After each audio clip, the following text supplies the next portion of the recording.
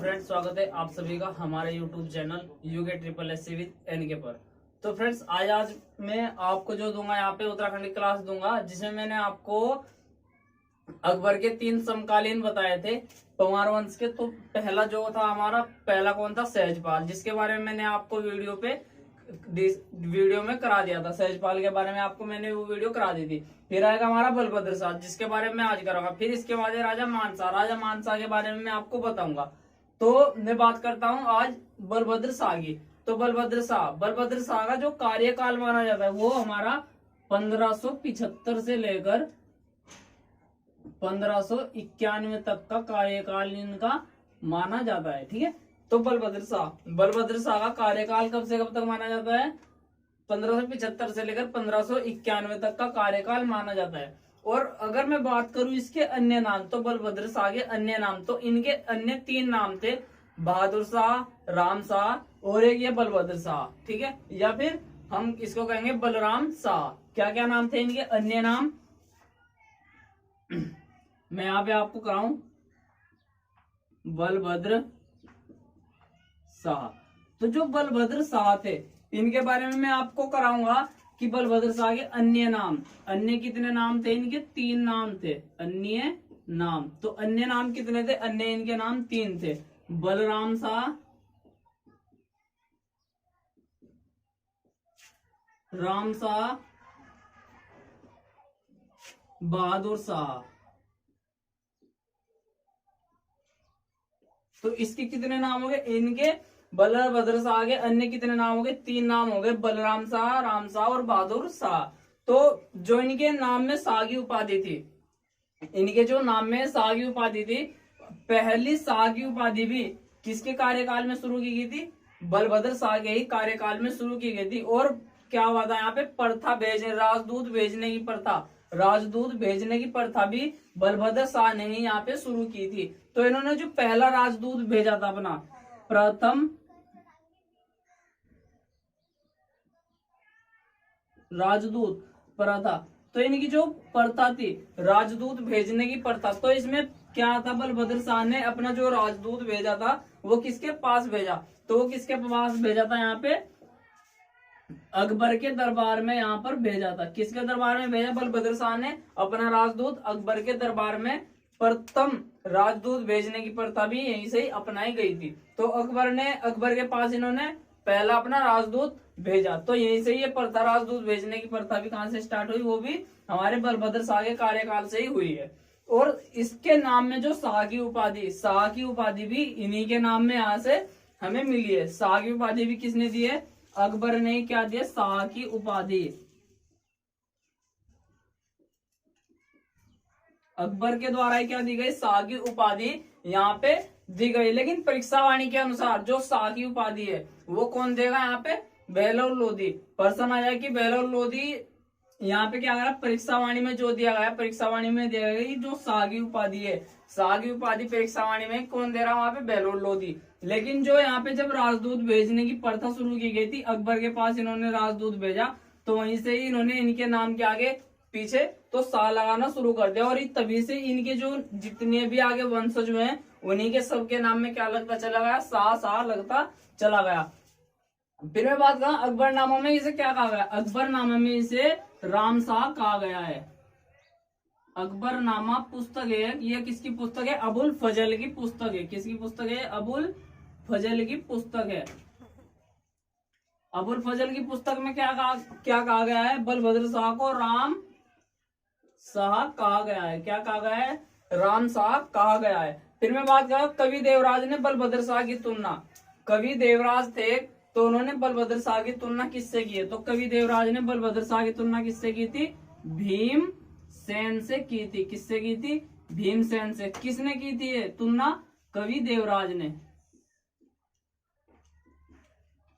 या हम कह सकते हैं कि कवि देवराज ने बलभद्र शाह को अन्य किस नाम से पुकारा? तो अन्य किस नाम से पुकारा? भीमसेन के नाम से यहाँ पे पुकारा है। ठीक है। तो यहाँ पे जो बलभद्र शाह, अब मैं बात करता हूँ बलभद्र शाह के युद्ध की बात। तो बलभद्र शाह का जो युद्ध हुआ था किसके साथ हुआ? वो हुआ था रुद्रचंद के साथ हुआ था।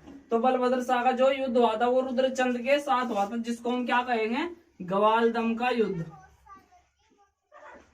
क्या कहेंगे, ग्वालदम का युद्ध। तो जो ग्वालदम का युद्ध था वो किस किस के मध्य में, तो ग्वालदम का युद्ध किस किस के मध्य हुआ था, हमारा बलभद्र शाह के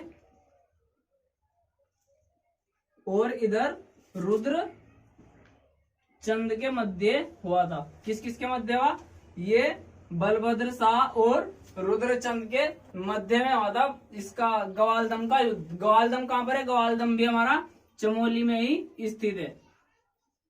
और जो इनके युद्ध की दिनांक मानी जाता है, जो इनके युद्ध का समय माना जाता है, वो किसके अनुसार क्या माना जाता है। तो यहाँ पे मैं बात करता हूँ इनके युद्ध की। जो हमारे ग्वालदम का युद्ध माना गया वाल्टन के अनुसार, वाल्टन के अनुसार 1581 माना गया है। और वाल्टन के अनुसार इस युद्ध की जो तारीख है 1581 सन 1581 माना गया है, ठीक है। और इसके बाद में बात करता हूँ, हमें इसके बाद में बात करूंगा यहाँ पे डबराल के अनुसार, शिव प्रसाद डबराल के।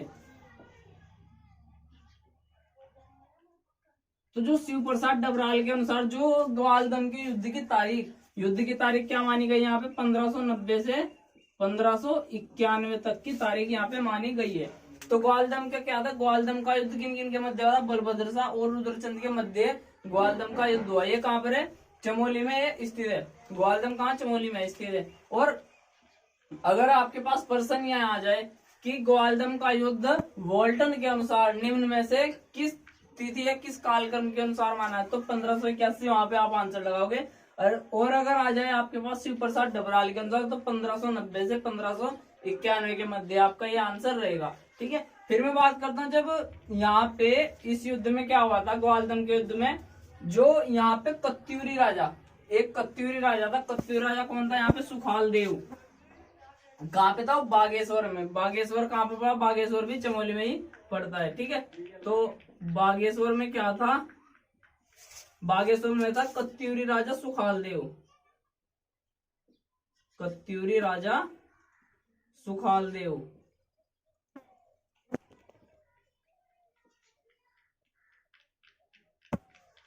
तो यहाँ पे क्या, कत्यूरी राजा सुखाल देव ने यहाँ पे क्या किया था, कत्यूरी राजा सुखाल देव रुद्रचंद के जो सेनापति थे, रुद्रचंद के सेनापति का क्या नाम था, रुद्रचंद के सेनापति का नाम था यहाँ पे पुरुषपंत।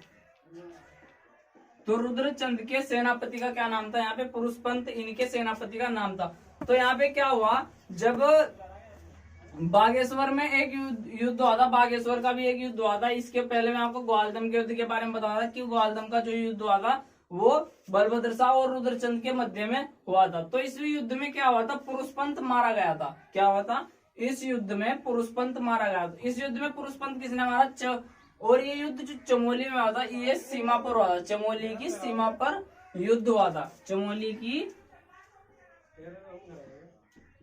सीमा पर। तो ये युद्ध कहां पर हुआ था, चमोली की सीमा पर ये युद्ध हुआ था। और रुद्रचंद का जो सेनापति था, कौन था ये सेनापति, रुद्रचंद के सेनापति का क्या नाम था, पुरुषपंत। तो पुरुषपंत ने क्या किया था, यहाँ पे पुरुषपंत की यहाँ पे मृत्यु कर दी थी, ठीक है। फिर इस पे क्या हुआ, जब पुरुषपंत की इस युद्ध में मृत्यु कर दी, किसमें, ग्वालदम के युद्ध में, ग्वालदम के युद्ध में यहाँ पे मृत्यु कर दी थी।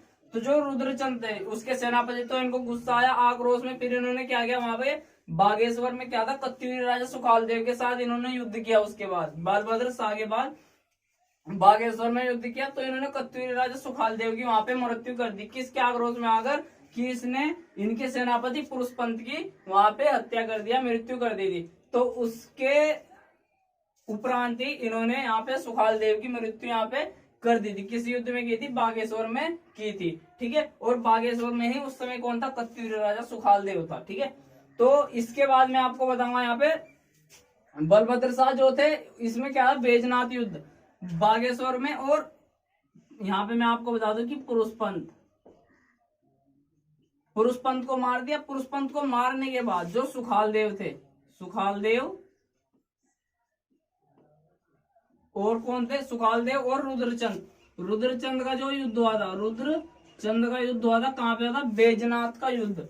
तो प्रश्न आया कि बैजनाथ का युद्ध किन किन के मध्य हुआ, तो बैजनाथ का युद्ध कत्यूरी राजा सुखाल देव और रुद्रचंद के मध्य में हुआ था। कौन सा था, बैजनाथ, तो बैजनाथ का युद्ध किन किन के मध्य हुआ था? यहाँ पे बैजनाथ का युद्ध हुआ था हमारा सुखालदेव और रुद्रचंद के मध्य में हुआ था। इस युद्ध में यार रुद्रचंद ने सुखालदेव को यहाँ पे मृत्यु कर दी थी। ठीक है, तो सुखालदेव को क्या हुआ यहाँ पे? सुखालदेव की जब इसकी मृत्यु कर दी, फिर इसके बाद यहाँ पे आपका सिर्फ पर्सन जितने बलभद्र शाह के समय के हैं वो सिर्फ आपके यही बनेंगे यहाँ पे। इसमें मैं एक बार आपको रिकॉल कर देता हूँ। इसमें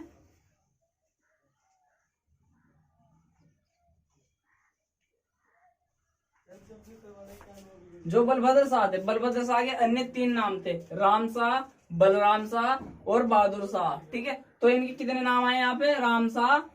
इनके अन्य कितने नाम आए? अन्य नाम इनके कितने आए यहाँ पे? 3 इनके नाम थे, मैंने आपको वो भी बताए, राम शाह, बहादुर शाह और बलराम शाह या श्याम शाह, वो बलराम शाह। ठीक है, और फिर इसके बाद अकबरनामा में क्या हुआ? अकबरनामा पुस्तक में अबुल फजल ने अकबरनामा पुस्तक में बलभद्र शाह को राम शाह भी यहाँ पे कहा गया है। ठीक है, और कवि देवराज ने बलभद्र शाह की तुलना किससे की है? भीमसेन से यहाँ पे की है। फिर मैं बात करता हूँ यहाँ पे जो इनके युद्ध थे, क्या थे इनके युद्ध, या मैं आपको यहाँ पे बताऊं कि राजदूत भेजने की प्रथा, तो राजदूत भेजने की प्रथा भी कहाँ पे शुरू हुई थी? इन्हीं के समय में शुरू हुई थी। पहला राजदूत इन्होंने कहाँ भेजा था? अकबर के दरबार में भेजा था, जहां से इन्हें क्या मिली थी? शाह की उपाधि मिली थी। लेकिन यहाँ पे क्या हुआ? शाह की उपाधि यहाँ पे अकबर के अनुसार मिली, लेकिन यहाँ पे क्या है? बहलोल लोधी के अनुसार शाह की उपाधि मिलती है। किसके अनुसार? आपकी परीक्षावाणी के अनुसार। परीक्षावाणी के अनुसार शाह की उपाधि यहाँ पे कौन देगा? यहाँ पे देगा आपको बहलोल लोधी। तो बहलोल लोधी यहाँ पे शाह की उपाधि आपको यहाँ पे देगा। तो इस तरीके से इसमें कुछ युद्ध हुए। युद्ध किस किस के साथ हुए थे इसके यहाँ पे आपको पता है? बलभद्र शाह। तो बलभद्र शाह का युद्ध किससे हुआ था? यहाँ पे रुद्रचंद के साथ। तो रुद्रचंद का जो युद्ध हुआ था वो कहाँ पे हुआ था? ग्वालदम में। कहाँ हुआ था? ग्वालदम में हुआ था। और जब ग्वालदम में युद्ध हुआ तो उस समय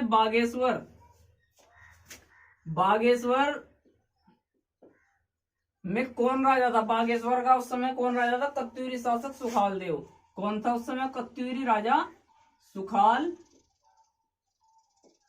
देव। कत्यूरी राजा सुखाल देव था उस समय बागेश्वर का। तो इस युद्ध में क्या हुआ था? ग्वालदम के युद्ध में क्या हुआ था? रुद्रचंद के सेनापति को पुरुषपंत, रुद्रचंद के सेनापति का क्या नाम था? पुरुषपंत। तो उसकी ग्वालदम के युद्ध में यहाँ पे मृत्यु कर दी गई थी। और उस मृत्यु के आक्रोश में आकर, उसके गुस्से में आकर कि उसकी मृत्यु हो गई, तो उसी समय फिर एक बैजनाथ का युद्ध हुआ। कौन सा युद्ध? बैजनाथ का युद्ध। तो बैजनाथ का जो युद्ध हुआ, बैजनाथ का किन किन के मध्य हुआ था? रुद्रचंद और सुखालदेव के मध्य हुआ था। किस किस के मध्य हुआ था? रुद्रचंद और सुखालदेव के मध्य हुआ था। तो इसमें क्या था? जो सुखालदेव थे इनकी क्या कर दी थी? यहाँ पे मृत्यु कर दी थी। किसने? रुद्रचंद। तो जो हमारे बलभद्र शाह के जितने भी मोस्ट इंपोर्टेंट पर्सन थे वो यहाँ पे कंप्लीटली आपको मैंने यहाँ पे कवर करा दिए हैं। और इसके बाद हमारा क्या आएगा? राजा मानशाह। कौन आएगा? राजा मानशाह यहाँ पे हमारा आएगा। तो राजा मानशाह के बारे में मैं आपको नेक्स्ट वीडियो में कवर करा दूंगा। तो आप इस वीडियो को ज्यादा से ज्यादा अपने जितने भी आपके फ्रेंड्स हैं उनमें शेयर करें, वीडियो को लाइक करें और चैनल को सब्सक्राइब जरूर करें। धन्यवाद।